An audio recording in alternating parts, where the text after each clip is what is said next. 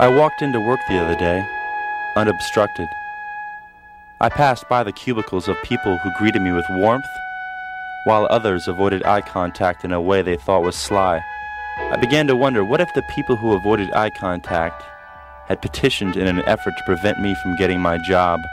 What if they called me nigger behind my back as my talent helped buy them the cars which drove them to fancy restaurants? Restaurants which made me eat out of sight, never within earshot. Just go play baseball and be gracious, they told him. Be silent. Whatever you do, please just be silent. You see, that was the deal in 1947.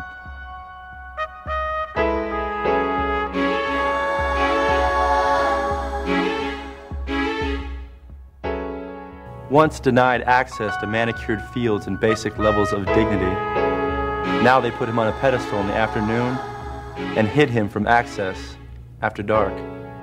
Eyes greeted him with resentment, with skepticism, with awe.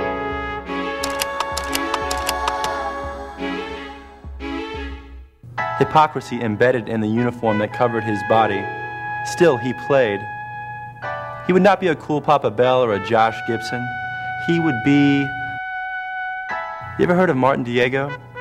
He played baseball once upon a time.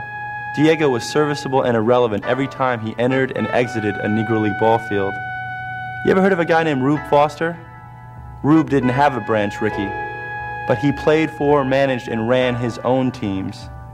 Was Rube Foster the black Christy Mathewson? No, he was the black Rube Foster. And he made the Baseball Hall of Fame without ever playing a game of organized baseball. Before and after Jackie, you see. Do you see? Jackie Robinson played aggressive, passive baseball. He could not react to insults or injustices. Steal bases, drive your opponents to distraction while putting your team first and peace of mind second. That was the deal. You should know these things about Jackie Robinson.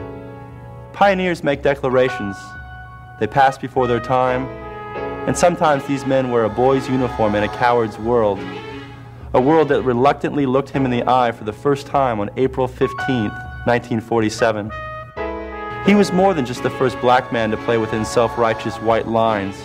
He had to absorb hatred and loathing as if breathing in air. He had to endure and say nothing, for that was the deal. You ever walked up to a fountain that said, "You can't," or a bathroom that said, "Don't even think about it"? His fate decided by an institution which ignored and suppressed his kind for years.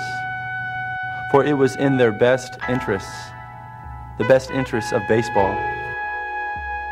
Still, he played. Jackie played. His interesting play was the foundation for the future and current best interests of baseball. Suddenly, Hank Aaron was interesting. Willie Mays, McCovey, and Starger were of interest as well. Bob Gibson, Rod Carew, Reggie Jackson, they were all interesting.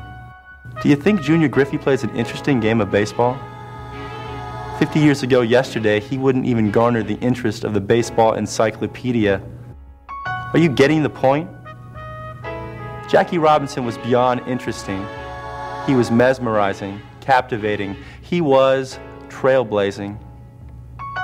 10 years he played in a league that was organized, therefore recognized. 50 years ago today, they let him play for the first time.